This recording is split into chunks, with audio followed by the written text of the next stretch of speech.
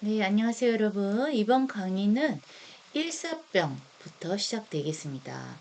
자, 지금 그림에는 일사병 현장 응급처치와 관련된 그림인데요. 이렇게 들어가기 전에 일사병에 대해서 먼저 알아보겠습니다. 일사병은 가장 흔한 더위 손상입니다. 그래서 심한 발한, 수분과 전해질의 소실, 체액 고갈을 동반하고요. 경미한 저체액성 쇼크로 빠질 수 있는 것이 특징입니다. 특히 이 메스껍거나 두통을 동반한 현기증이 잘 일어나고요. 혈압이나 맥박에 이런 활력 징후가 대부분 정상이기도 합니다. 오랜 시간 동안 머리와 전신의 직사광선을 받으며 갑자기 어지러워지면서 눈앞이 캄캄해지는데요. 보통 이런 현상을 일사병이라고 합니다. 하지만 의학적으로는 열탈진 또는 열실신이라고도 합니다. 열실신이라 몸이 갑자기 뜨거운 기온에 노출되면서 말초혈관이 확장되어 혈액이 다리 쪽으로 몰려서 나타나는 증상입니다. 그래서 뇌에 혈액이 제대로 공급되지 않아서 실신하게 되는 현상으로 체온 조절 장치 이상으로 나타납니다. 일사병의 증상과 징후는 이렇습니다. 햇빛이 강한 더운 날씨에 직사광선에 오랫동안 노출되었을 때 어지럼증을 동반하고 얼굴이 창백해지면서 실신하게 됩니다. 보통 학생이 아침 조회 시간에 운동장에 오랫동안 햇볕 받고 서 있다가 쓰러지는 경우, 뭐 이런 경우가 되겠습니다. 요즘은 조회 시간을 학교 운동장에서 보내지는 않는데 과거에는 그랬죠. 그래서 머리가 아프고 전신에 힘이 쭉 빠집니다. 그리고 어지러움이 일어나면서 땀을 흘리고 얼굴이 창백해집니다. 혈액순환이 잘 되지 않기 때문이죠. 심한 경우에는 경련이 나타나고 의식이 소실되기까지 합니다. 예, 그래서 일사병 현장의 응급처치는요, 일단 시원한 그늘에 옮겨서 체온을 낮추고 물이나 이온 음료를 줍니다. 상의 옷은 벗겨서 물수건이나 부채 등을 이용해서 열을 낮출 수 있도록 노력을 해야 합니다. 그리고 원활한 혈류 공급을 위해서 다리를 베개 높이 정도로 높게 하고요. 의식이 없을 때는 당연히 병원으로 신속히 이송해야 합니다. 필요할 경우에는 CPR을 실시해야 하고요. 일사병 응급처치 시 주의사항입니다. 의식이 없는 환자는 의료기관에서 일단 확인하는 것이 중요하긴 합니다. 물을 마시게 하되 알코올이나 뜨거운 음료는 주지 않습니다. 의식이 없을 때는 마시는 것을 주지 않는 게 당연하고요. 뜨거운 음료를 당연히 줘서는 안 되겠죠. 자, 일사병과 열사병 차이 한번 보겠습니다. 일사병은 심각하지 않죠. 열사병에 비해서. 그런데 열사병은 모든 종류의 열로 인해서 체온 조절 기능이 상실됩니다. 그래서 체온이 계속 상승하는 병으로 체온이 40도 이상으로 상승하면 땀을 아예 흘리지 못해서 스스로 체온을 내릴 수 있는 방도가 없기 때문에 열사병은 아주 심각한 상태를 말합니다. 의학 지식이 없는 일반인이 구분하는 건 어렵기 때문에 현장에서 응급처치를 한 후에 즉시 병원으로 이송해야 합니다.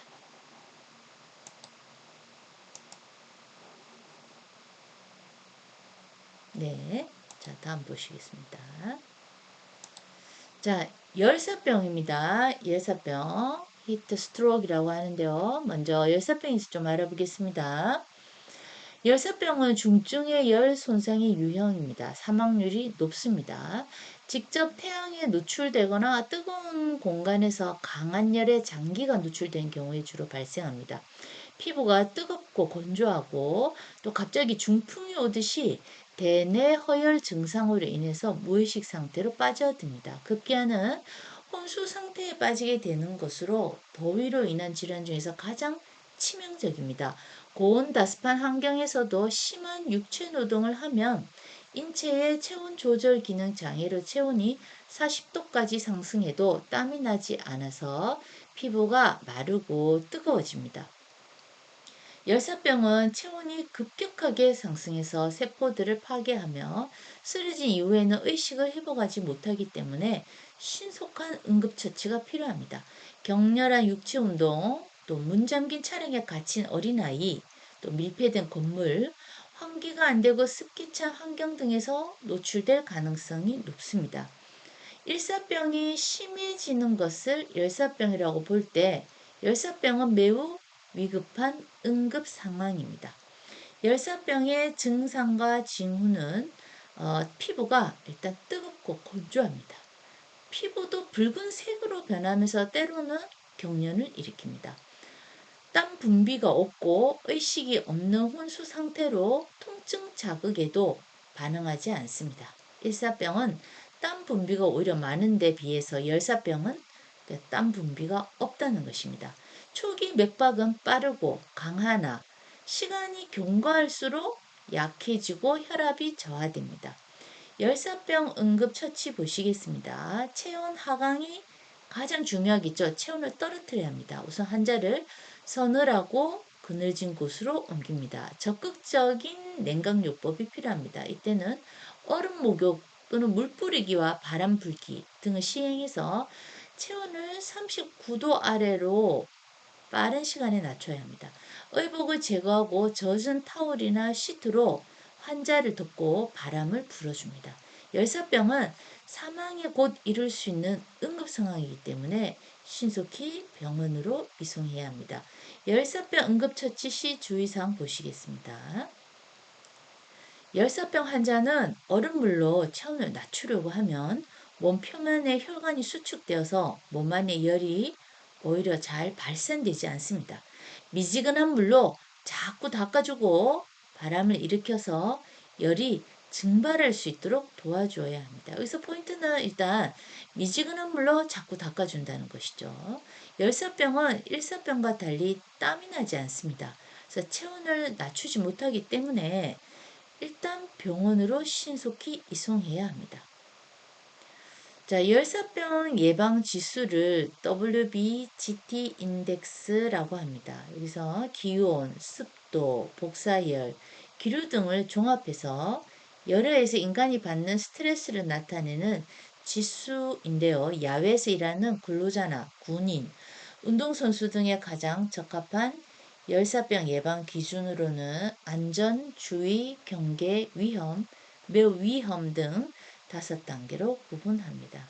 이 중에서 위험 단계 28도 이상 31도 미만은 격렬한 운동을 자제하고 물을 충분히 마셔야 하며 매우 위험 단계에 31도 이상까지 이르며 운동을 중지해야 합니다.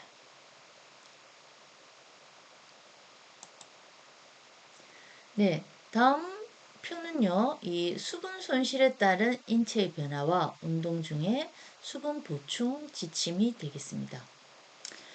성인의 일일 수분 섭취량은 약 2.5리터입니다. 자, 마시는 것으로 1.2에서 1.5리터를 섭취하고 음식물로 약 1리터, 신체 내에서 생리적 반응으로 만들어지는 것이 0.3리터 정도라고 합니다. 이 양은 일상생활에 필요한 수분의 양을 의미합니다. 그래서 신체 활동이 많아질수록 필요한 양은 더 늘어날 수 있겠죠. 그래서 수분 손실에 따른 인체 변화와 운동 중 수분 보충 방법 같이 한번 보시겠습니다. 예. 그래서 이게 단위 퍼센트에서 체중의 약 1% 갈증의 증상이 온다. 체중의 2% 갈증이 심하나 불쾌감과 중압감, 식욕 상실이 온다. 체중의 3, 4%에서는 운동 수행 능력이 떨어지거나 그 소변량이 감소합니다. 입이 마르고 구토감이나 무력감이 나타납니다. 지금 수분 손실에 따른 인체 변화입니다. 체중의 5에서 6%의 수분 손실이 있다면 체온 조절 능력이 상실되고요. 맥박과 호흡이 증가하면서 이 정신 집중의 장애가 일어납니다. 체중의 8%의 수분 손실은 현기증이 오고 혼돈, 극심한 무력감이 오고요. 체중의 10% 수분 손실은 근육 경련이 오고 눈을 감은 상태에서는 균형 감각이 상실됩니다. 이제 심각한 체중의 11% 이때는 열사병 상태가 나타나고 사망에 이릅니다. 그래서 운동 중에 수분은 어떻게 보충하는 것이 좋은가 보시죠. 운동 개시 전에 1시간에서 2시간 또는 10에서 15분 전에는 그 사전에 보충량이 500에서 600ml가 적당하다고 봅니다. 음료의 종류로는 냉수, 희석한 과일 주스, 포도당, 이온 음료 물론 되겠죠. 운동 수행 중에는 매 10분에서 15분 간격으로 120에서 150ml 수분을 섭취하는 것이 좋습니다. 운동 종료 후에는 즉시 수분을 섭취하는 것이 좋습니다. 감소된 체중 0.5kg당 500ml 수분 보충인데요. 이때는 단맛이 가미된 음료도 괜찮습니다. 우리가 정확하게 뭐 체중의 0.5kg당 이걸 측정하기가 힘들어요. 그래서 보통 기준으로 그냥 운동 개시 전에는 5, 600ml, 500ml, 운동 중간중간에는 뭐 100ml에서 150ml. 딱 이 그 용량을 딱 지켜야 되는 건 이제 자기 운동량에 맞춰서 지키면 되겠죠. 네, 다음 보시겠습니다. 네, 자, 이것은 그 추위 손상에 따른 내용에서 나타나는 대류, 전도, 복사에 관한 내용입니다. 신체는 항상 36.5도를 유지해야 하고 신진대사 활동을 하고 있습니다. 그러나 체온이 저하가 되면 정상적인 신진대사가 당연히 잘 이루어지지 않죠. 그래서 신체 기능에 이상을 초래하게 됩니다. 온도가 낮은 저온 환경에서는 장시간 노출이 되면 방어 기전이 억제되어 체온이 급격히 떨어지게 됩니다. 수분은 공기보다 온도 전도율이 25배 정도 높기 때문에 체온이 빠른 속도로 떨어지게 됩니다. 체온이 35도 이하로 저하되면 저체온증이 발생합니다. 더욱 심하게 노출이 되면 신체 일부분이 동결되어서 일어나죠. 그래서 그것을 동창이 발생한다고 합니다. 체온 손실은 피부를 통해서 순환되고요. 자, 그림에 보시다시피 전도, 낮은 온도의 물에 잠겼다. 대류, 추운 날 얇은 의복을 입었다. 기화, 물이 증발하면서 신체 열을 잃게 되어서 한기를 느낀다. 추위를 느끼는 거죠. 떨림, 호흡. 폐 속에 따뜻한 공기를 호기로 내쉬게 되어서 체열을 또 잃게 되죠. 복사. 열이 차가운 물체로 이동하는 것으로서 추운 방에 서 있는 사람의 경우 그렇게 되겠죠. 이런 기전에 의해서 지속적으로 이루어집니다. 그래서 열 손실의 유형은 자, 다음과 같습니다. 대류 다시 보시겠습니다. 열을 가진 물체가 다른 장소로 열이 이동되는 현상입니다. 열이 몸의 표면에 와 닿는 공기와 속도에 의해서 그 온도가 달라지는 것입니다. 달리는 차창 밖으로 팔을 내밀면 시원해지는 것 같은 현상이죠. 그래서 추운 곳에서 얇은 옷을 입고 있을 때는 대류에 의해서 열을 잃게 되는 현상입니다. 전도, 다른 두 개의 물체가 직접 맞닿아서 있는 상태에서 물체 사이에 열이 서로 이동하는 현상이죠. 그래서 이 열이 전도되는 방향은 항상 온도가 높은 물체에서 낮은 쪽으로 진행이 됩니다. 차가운 물이 들어가면 열은 우리 신체에서 차가운 쪽으로 전도되는 것이죠. 그래서 따뜻한 손이 차가운 얼음을 만지거나 접촉했을 때 발생합니다. 복사입니다. 체내 분자가 일정하게 진동해서 빛의 형태로 열이 계속 방출되는 현상입니다. 하루 중에는 오후 2시부터 4시 사이가 가장 강하고 해 뜨기 전에 가장 낮다고 할 수 있겠습니다. 더운 날씨에는 달리기 할 때 또 태양으로부터 많은 복사열을 받게 되겠죠. 그럼 체내에 축적되는 현상, 이것이 복사입니다. 증발입니다. 기화라고도 하고요. 피부나 옷에서 땀이 기체화되면서 열 손실이 일어나는 현상입니다. 그래서 바람이 불거나 건조할 때 잘 일어납니다. 땀을 흘린 후에는 휴식 시간에 차가운 피부로 열의 발산이 주로 피부 표면으로부터 땀 증발을 통해서 이루어지죠. 액체가 기체나 가스로 변하는 현상을 증발이라고 하겠습니다. 네, 동상 부분입니다. 1도에서 4도가 지금 표로 나와 있습니다. 먼저 동상에 대해서 간략히 말씀드리면요.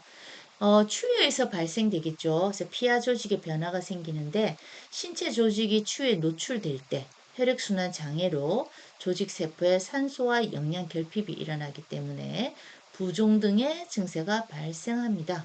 붓기도 하죠. 그 결과로 조직이 얼고 세포가 파괴되는데 이런 증상을 동상이라고 합니다. 피부의 0도 이하의 추위가 계속 가해져서 혈액순환이 잘 안 되겠죠. 그럼 피부 조직이 괴사되는 병입니다. 동상 부위에서는 통증이 심하지 않아서 발병을 인지하지 못하는 경우가 많습니다. 동상은 주로 귀나 코에서 빈번히 발생하며 손상된 피부가 창백하게 보입니다. 찬물에 지속적으로 노출되거나 겨울 산행, 사냥꾼들에게 또 군인들에게 자주 발생하고요. 특히 한겨울에 술에 만취되어서 야외에서 잠을 잘 경우 더 위험할 수 있겠습니다. 피부만 얼면 이 표면이 1도, 2도 동상이라고 하고 피부와 피하 조직 같이 열면 피하 조직이 같이 열게 되면은 이게 심부 동상이라고 해서 3도, 4도 동상이라고 하겠습니다. 어쨌든 이 통증이 심하지 않기 때문에 환자 자신이 잘 인지를 못합니다. 그래서 동상은 4단계로 나누어져 있습니다. 그래서 1도에서 4도까지 구분하거나 또는 표면 동상, 심부 동상으로 구분하기도 합니다.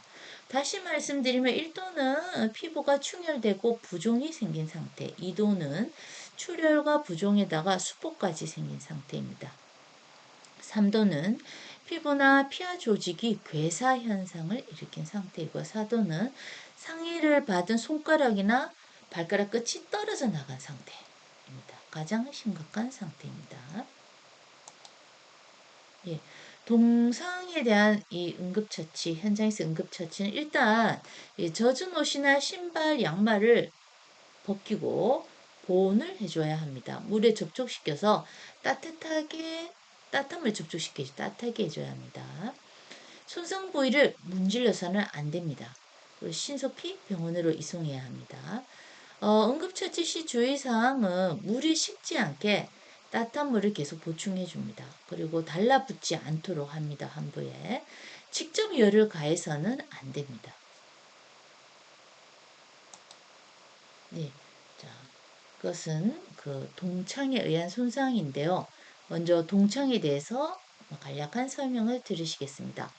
동창은 추위로 인해서 사지의 말단이나 귀, 코 등의 피부와 피하 조직의 이상 상태로 동상보다 증상이 약한 것입니다. 그래서 추위에 의한 손상 중에서도 가장 가벼운 질환입니다. 추위에 장시간 노출이 되면 우리 신체는 중심 체온을 유지하기 위해서 피부 표면의 혈관이 수축하게 됩니다. 그래서 심장에서 멀리 떨어진 말초 혈관부터 혈액순환이 떨어지므로 손이나 발, 귀, 코로부터 먼저 동창이 나타납니다. 그래서 손끝, 발끝, 코끝, 귀끝 이렇게 되겠죠. 그래서 자주 동창에 걸리면 동상으로 발전이 된다 하겠습니다. 이 동창으로 인한 혈류 장애는 추운 환경에 노출된 신체 부위에서 구두, 양말, 장갑 등의 압박을 받아서 또 피가 잘 통하지 않거나 저온에 의한 혈관 수축에 의해서 이러한 혈액순환 장애와 관련이 있고요. 또 혈전의 발생으로 조직 손상이 발생하기도 합니다. 이 조직 결빙, 어느 현상이 있는데요. 신체 조직과 세포 수분이 같이 얼어서 세포막이 파괴되어서 조직에 손상을 일으키는 경우도 동창으로 인한 혈류장애라고 할 수 있겠습니다. 네, 응급처치 보시기 전에 일단 동창 증상과 징후에 대해서 다시 얘기 드리면요. 피부가 붉어집니다. 그리고 동창 부위가 퉁퉁 붓게 되고요. 동창은 냉기에 의해서 피부 세포가 파괴되기 때문에 바늘로 찌르는 것과 같은 통증이나 가려움증이 나타나기도 합니다. 가벼운 추위에 지속적으로 노출 시 피부 혈관이 마비가 일어나기 때문에 추위에 의한 저항력이 약한 사람들이 특히 주의해야 합니다. 자, 그래서 응급처치, 현장에서 응급처치는 증상이 나타나면 일단 40도 정도의 물에 2, 30분간 담가서 따뜻하게 해줍니다. 따뜻한 물로 결빙을 서서히 풀어주고 동창 부위를 녹인 뒤에는 타월로 물기를 닦은 다음에 마사지를 하고 보습크림을 발라줍니다. 가려움이나 통증이 있는 경우에는 이 국소적인 증세를 완화시키는 외용제, 연고를 바릅니다. 동창 응급 처치 시 주의사항은요. 동창 부위는 감각이 둔하기 때문에 뜨거우면 오히려 화상 입을 수 있습니다. 그래서 물의 온도는 팔꿈치를 담갔을 때 불편하지 않은 정도의 온도가 적당하다 하겠습니다. 물이 없을 경우에는 동상 부위를 겨드랑이로 감싸는 등 체온을 이용해서 따뜻하게 합니다. 겨드랑이 온도가 평소 체온 온도보다 약간 높습니다. 부위를 손발로 이렇게 비비거나 누르면서 손상이 발생할 수 있기 때문에 감각이 있는 경우에만 부드럽게 마사지를 해주는 것이 좋습니다.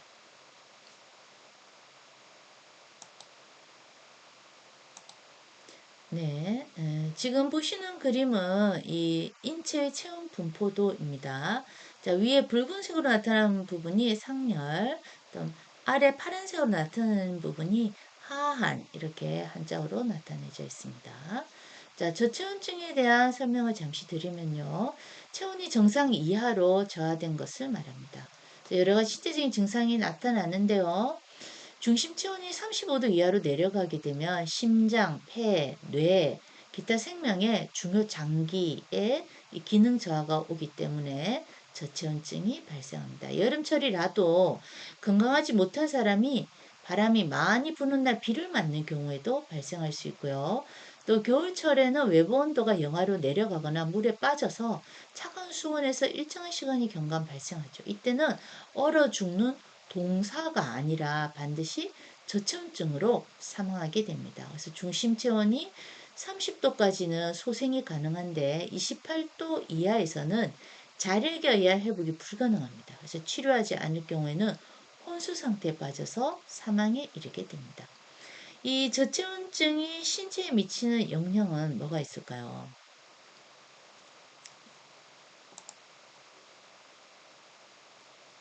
네, 온혈 동물의 체온이 비정상적으로 낮아져서 생리활동에 이런 전반적인 둔화가 나타납니다. 저체온증은 체온이 35도 이하로 내려가는 것을 말합니다. 그러나 체온이 저하되면은 정상적인 신진대사가 이루어지지 않습니다. 그래서 신체 기능에 이상이 나타나고 심하면 사망에 이르죠. 특히 노인은 추위에 대한 이런 감수성이 떨어지기 때문에 자기 체온 저하를 잘 느끼지 못합니다.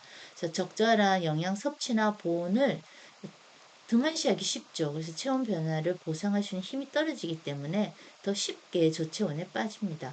여름철을 제외한 계절의 대기 온도는 체온과 많은 차이를 보이고요. 겨울바람에 노출되면 대기 온도보다 더 많은 추위를 느끼게 됩니다. 이렇게 되면 체온과 대기 온도의 차이는 심할 경우에는 신체에 더 이상 열을 발생시킬 에너지가 없게 되겠죠. 바로 저체온증 상태로 들어가게 됩니다. 여름에도 에어컨 밑에서 잠을 잔다든지 어린아이나 노인에게 저체온증 현상이 일어나게 됩니다. 주의하셔야 되고요. 자, 각각의 부위를 보시면 심장의 경우에는 기온이 내려가면 신체 표면에 퍼져 있는 모세혈관이 수축돼서 순환기계 장애를 초래하겠죠. 이때 심장 활동에 영향을 줍니다. 뇌는요, 동맥 혈압 감소는 뇌세포에 산소의 공급 부족을 초래해서 뇌부종을 일으키게 되고 심해지면 뇌혼수를 일으키게 됩니다. 신장은요, 신체가 저온에 노출되면 순뇨관포의 손상과 모세 혈관의 투과성 증가로 인해서 혈액량이 감소하게 됩니다. 그래서 소금과 수분의 배설이 일시적으로 갑자기 증가하게 되기도 합니다. 네, 지금 보시는 표는 일단 저체온증 분류표입니다. 경증과 중등증이 있는데요. 체온에서 경증은 35도에서 32도. 이때 증상이 격렬한 떨림이 지속되고 생각이 활발치 못해서 건망증이 나타나고 걸음걸이가 비틀거리게 됩니다. 목소리가 탁해지고 발음도 부정확해집니다. 그래서 자기 자신은 추위를 심하게 타고 있고 무감각해지게 되고요. 분별력도 흐려지게 됩니다. 중등증은요, 32도에서 30도, 또 30도, 28도로 나뉘어 볼 수 있는데요. 마지막에 있는 30에서 28도를 보시면 활력 쥐가 파괴됩니다. 그래서 근육이 경직되고 맥박과 호흡이 느려지면서 청색증이 나타납니다. 그래서 호흡수가 감소되고요. 동공이 확장됩니다. 맥박이 약하고 불규칙해지죠. 자기 자신은 졸음이 쏟아지는 상태로 들어가고요. 혼미한 상태로 사람을 알아보지 못하게도 됩니다. 이 저체온증 증상과 징후, 예, 여기서 어, 기온이 영하로 일단 내려가지 않도록 해야 합니다. 그래서 내적 외적 영향에 의해서 체온이 35도 이하로 떨어지는 이상 증상이 나타날 수 있겠죠. 저체온증의 응급처치는 다음과 같습니다. 따뜻한 환경으로 이동을 해서 젖은 의복을 제거해야 합니다. 신체를 건조시켜주고 수건을 닦아줘야 되겠죠. 환자의 움직임을 최소화시켜서 쉬도록 해주고요. 체온 유지를 하기 위해서 발견 당시에는 체위를 유지시킵니다. 의식이 있다면 따뜻한 물과 음식을 먹이고요. 현장 처치 후에는 신속히 병원 이송해야 합니다. 21도 이하 찬물에서 저체온증 발생 시에는 신체 장기 손상이 적기 때문에 호흡과 맥박이 없을 경우에는 목격 즉시 지속적인 심폐소생술에 들어가야 합니다. 이 응급처치 시 주의사항은요, 이 경도의 저체온증 32도에서 35도 라도 방치한다면 심각한 결과가 올 수 있기 때문에 모든 환자들은 ABC에 준해서 응급처치를 시행하고 의식이 없을 시에는 CAB, 즉 가슴 압박, 기도, 호흡을 시행하는 것이 좋습니다. 의식이 확인되지 않는다면 어떤 물과 음식도 주어서는 안 됩니다. 자, 오늘 강의 여기까지 하겠습니다. 여러분 고생 많으셨습니다.